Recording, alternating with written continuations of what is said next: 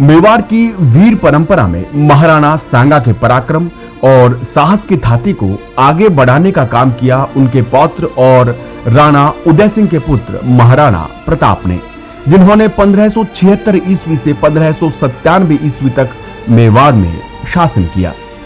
मेवाड़ के खोए गौरव को पुनः प्रतिष्ठित करने वाले महाराणा प्रताप को मेवाड़ का रक्षक, मेवाड़ केसरी, हल्दी घाटी का शेर, पाथल, राणा कीका, गज केसरी, नीला घोड़ा असवार आदि संबोधनों से पुकारा जाता है।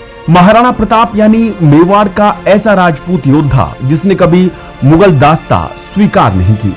छोटी सेना और कम साधन होने पर भी शत्रु के आगे न सिर झुकाया और न आत्मसमर्पण किया। मेवाड़ की पावन धरती को मुगलों की लूट और आतंक से बचाने के लिए महाराणा प्रताप ने वीरता और शौर्य का अद्वितीय परिचय दिया।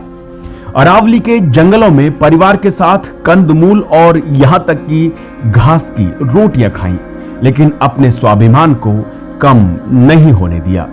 महाराणा ने अपने इष्ट देवता भगवान एकलिंग जी की सौगंध खाकर प्रतिज्ञा ली थी कि जीवन भर उनके मुख से अकबर के लिए केवल तुर्क ही निकलेगा और वे कभी अकबर को अपना बादशाह नहीं मानेंगे।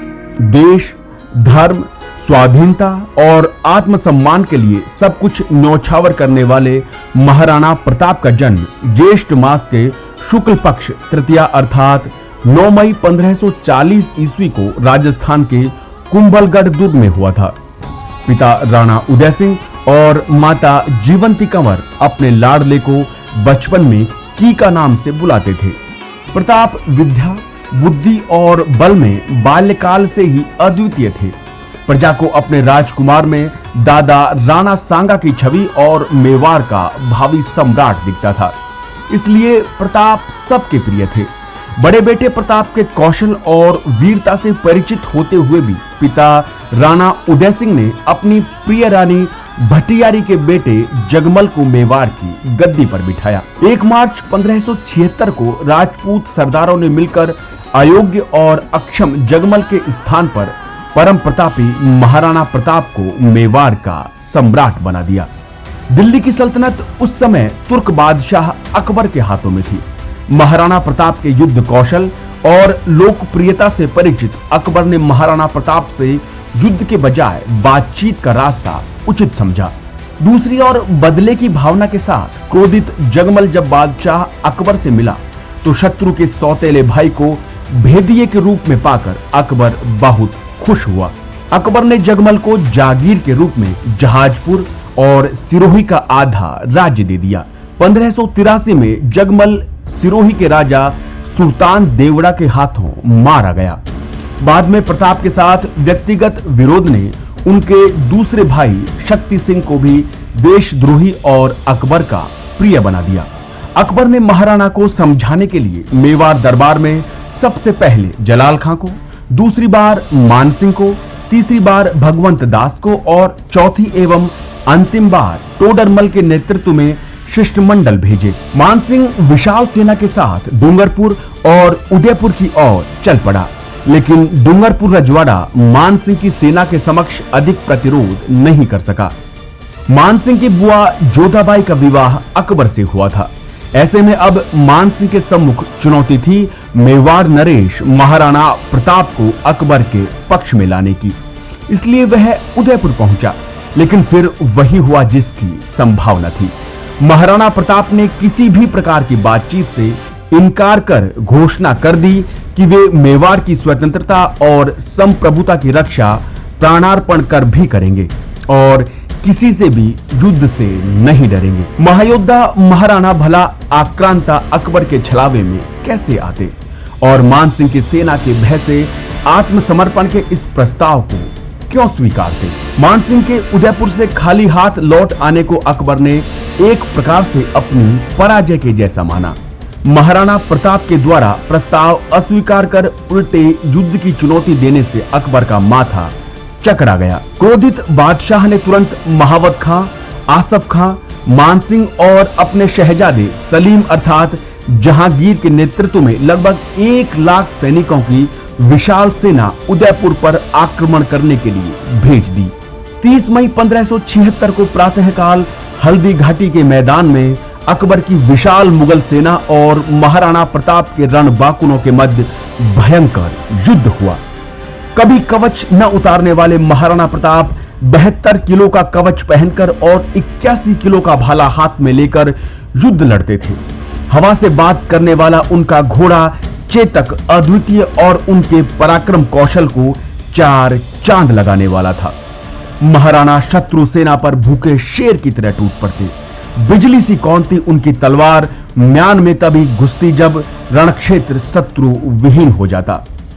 हल्दी घाटी के युद्ध में लगभग 20,000 राजपूतों को साथ लेकर महाराणा प्रताप ने मुगल सेनापति मान सिंह के 80,000 सैनिकों का सामना किया।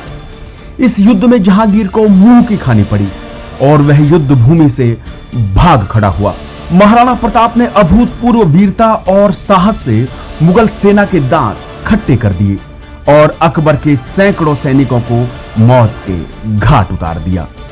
राजपूतों ने बहादुरी के साथ मुगलों का मुकाबला किया, परंतु मैदानी तोपों तथा बंदूकधारियों से सुसज्जित शत्रु की विशाल सेना के सामने समूचा पराक्रम निष्फल रहा। युद्ध भूमि पर उपस्थित 22,000 राजपूत सैनिकों में से केवल 8,000 सैनिक युद्ध भूमि से किसी प्रकार जीवित बचकर निकल सके। विकट परिस्थिति में घिरे महाराणा प्रताप की आंख में तीर लग गया और झाला सरदार मन्ना जी ने उनका मुकुट और छत्र अपने सिर पर धारण कर लिया।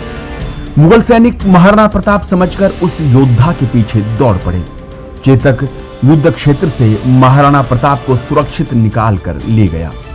हल्दी घाटी के युद्ध मैदान से चेतक जब घायल महाराणा प्रताप को लेकर अरावली पहाड़ियों की ओर दौड़ रहा था तो उनके पीछे 2 मुगल सैनिक लगे हुए थे। चेतक पवन वेग की रफ्तार से बढ़ रहा था। रास्ते में एक पहाड़ी नाला आ गया। युद्ध में घायल हुए चेतक ने इसे फुर्ती से लांघ दिया, लेकिन मुगल सैनिक उसे पार नहीं कर सके। घायल चेतक की गति धीरे धीरे कम होती गई। इसमें सवार महाराणा प्रताप को पीछे से मुगल घोड़ों की टाप के साथ मानो अपनी ही आवाज सुनाई पड़ी, हो नीला घोड़ा रा असवार। महाराणा प्रताप ने पीछे मुड़कर देखा तो एक ही अश्वारोही दिखाई पड़ा और वह था उनका अपना भाई शक्ति सिंह, जो मुगलों से जा मिला था। वर्षों बाद दोनों भाई प्रेम से गले मिले। इस बीच थक कर चूर हो चुका, पहले से ही बुरी तरह घायल चेतक जमीन पर गिर पड़ा। अपने परम प्रिय रथी और सेवक वीर चेतक को देखकर महाराणा की आंखें भर आईं। हल्दी घाटी के युद्ध के बाद महाराणा प्रताप ने पहाड़ों और जंगलों में ही समय बिताया। यहां तक कि महारानी राजकुमारी और कुमार भी घास की रोटी और जंगल के पोखरों का पानी पीने को विवश हुए। लेकिन इन कठिनाइयों और संकटों के बावजूद मेवाड़ की भूमि को मुगल आक्रांताओं से बचाने के लिए महाराणा प्रताप ने जो प्रतिज्ञा की थी कि जब तक मेवाड़ स्वतंत्र नहीं होगा तब तक महलों को त्याग जंगलों में ही निवास करेंगे। एक बार अकबर ने शिकार के बहाने सेना के साथ अचानक महाराणा प्रताप पर धावा बोला, लेकिन अजय योद्धा महाराणा प्रताप ने तब भी समर्पण नहीं किया।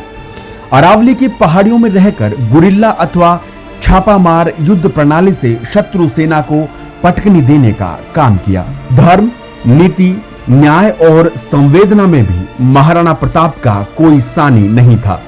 एक बार जब शाही सेनापति मिर्जा खान की सेना ने समर्पण किया तो साथ में मुस्लिम महिलाएं भी थीं।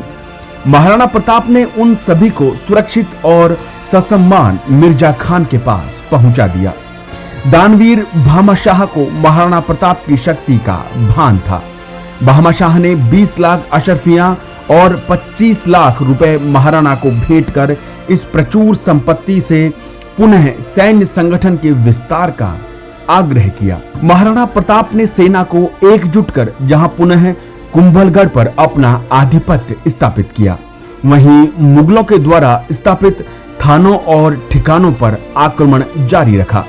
उदयपुर को उन्होंने अपनी राजधानी बनाया। अपनी अजय शक्ति के बूते महाराणा ने चित्तौड़गढ़ और मांडलगढ़ के अलावा संपूर्ण मेवाड़ पर अपना राज्य पुनः स्थापित कर लिया। इसके बाद मुगलों ने कई बार महाराणा प्रताप को चुनौती दी, लेकिन मुगलों को मुंह की खानी पड़ी। आखिरकार युद्ध और शिकार के दौरान लगी चोटों के कारण महाराणा प्रताप की 29 जनवरी 1597 को चावंड में मृत्यु हो गई।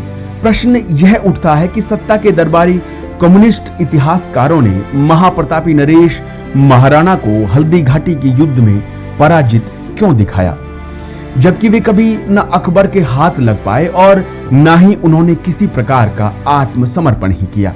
वास्तविक इतिहास को जानने के बाद यह सत्य सबको विदित हो जाता है कि लाखों निर्दोषों की हत्या करने वाला, अपने हरम में पराई महिलाओं को रखने वाला और दिल्ली में मीना बाजार चलाने वाला अकबर महान था या लाखों निर्दोषों का रक्षक, परम देशभक्त और अतुलित योद्धा महाराणा प्रताप।